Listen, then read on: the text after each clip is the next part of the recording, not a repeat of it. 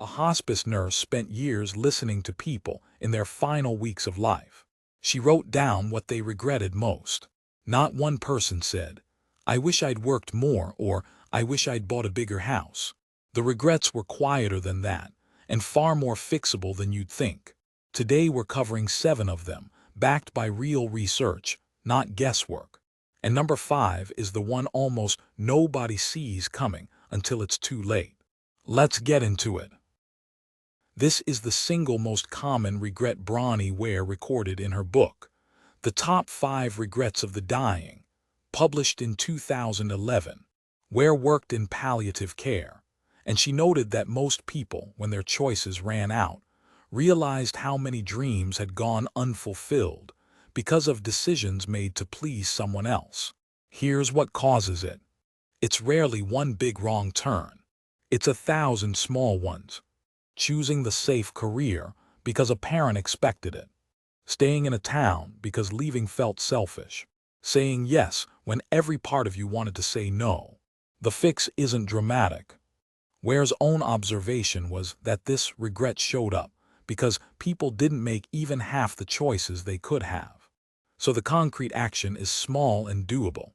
Pick one decision this month, just one, where you've been living for someone else's approval, and change it. Not your whole life. One decision. And here's the thing.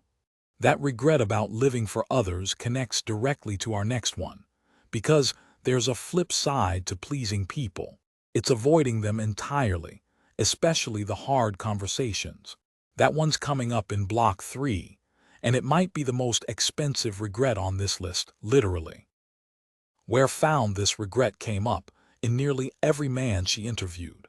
They missed their children's youth, their partner's companionship, while chasing a paycheck or a title.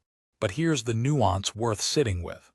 Stanford psychologist Carstensen's socioemotional selectivity theory, developed through decades of research at the Stanford Center on longevity, found something interesting.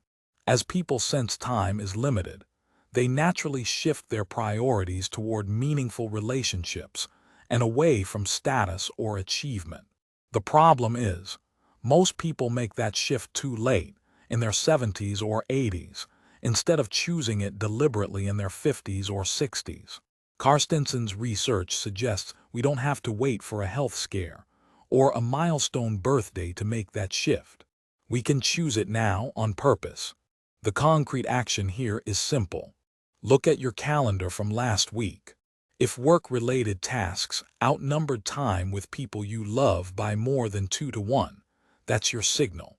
Block out one recurring time slot this week, same day, same hour, for someone who matters. Treat it like a meeting you can't cancel. Now, here's where it gets uncomfortable, because working too hard often has a hidden partner. Not talking about money. And that one quietly damages relationships more than almost anything else on this list. Carl Pillemer, a Cornell gerontologist, interviewed over 1,000 older Americans for his book, 30 Lessons for Living, Tried and True Advice from the Wisest Americans, published in 2011.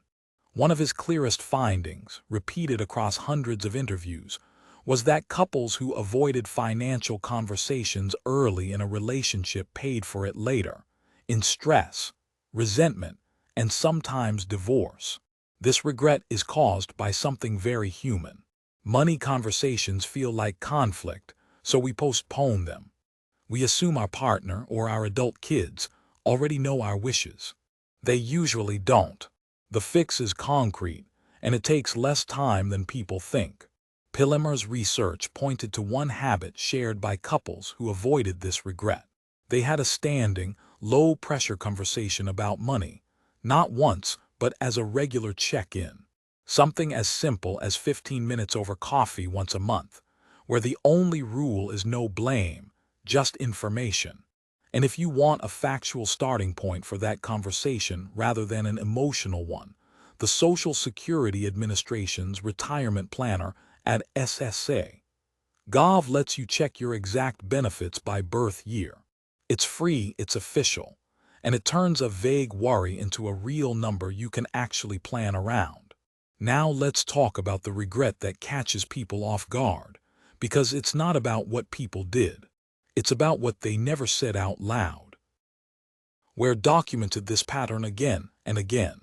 People suppressed emotions to keep the peace, and ended up settling for a mediocre existence, never becoming who they were truly capable of being. Here's the mechanism behind it. Suppressing a feeling doesn't make it disappear. It just delays the conversation, usually until it's too late to have it the way you wanted to. The fix Ware's subjects wished they'd tried sooner, in their own words as recorded in her book, was direct honesty, even when it felt risky. The concrete version of this today is choosing one relationship where something has gone unsaid for years, and writing it down first. A letter, a text, even notes for yourself. Getting it out of your head and onto paper often makes the actual conversation far less frightening than the one you've been avoiding in your imagination. Here's the one nobody sees coming, because it doesn't feel urgent until the silence has lasted years. Ware found that many dying patients realized, near the end, that they'd let precious friendships slip away, often for the sake of jobs or moves, and deeply regretted not making the effort to reconnect while there was time. What causes this one is almost invisible. No single decision ends a friendship. It just fades through 100 small postponements. I'll call next week.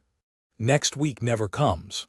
The fix here is almost embarrassingly simple, and that's exactly why it works.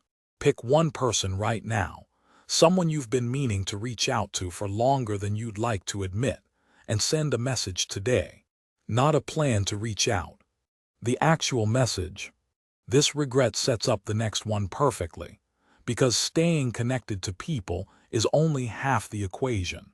The other half is staying connected to a reason to get up in the morning. This was Ware's fifth and final documented regret. Many people, she wrote, didn't realize until the end that happiness is a choice. They stayed stuck in old patterns and habits, mistaking familiarity for contentment, afraid that change might disrupt an image they'd built for others. The cause here is subtle. It's not that people chose misery. It's that they mistook comfort for happiness, and never questioned whether the two were actually the same thing. The concrete fix is a single honest question, asked regularly. Once a month, ask yourself, is this comfortable, or is this actually making me happy? If the honest answer is comfortable, that's your cue to make one small, deliberate change. A new routine, a new hobby, a new person to spend time with. This last one isn't from Ware's 5.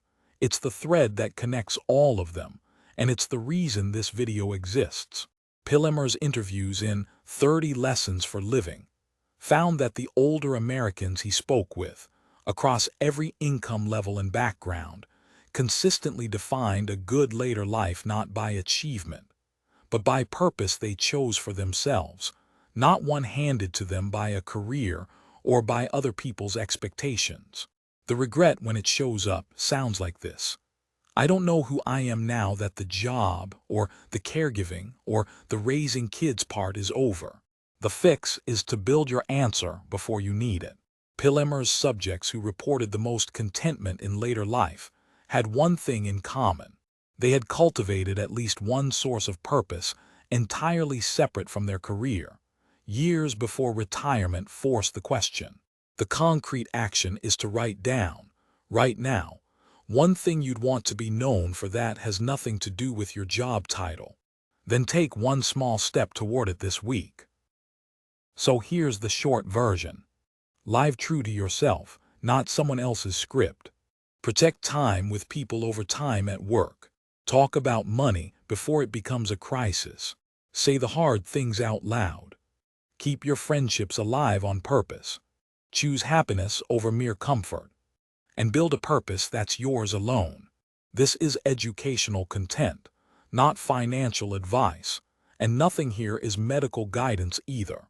These are patterns drawn from published research, not a prescription for your life. Here's a question worth sitting with. Of these 7, which one is quietly showing up in your life right now? Tell us in the comments. We read everyone. If this kind of grounded, source-backed guidance is useful to you, subscribe to After 60 Compass.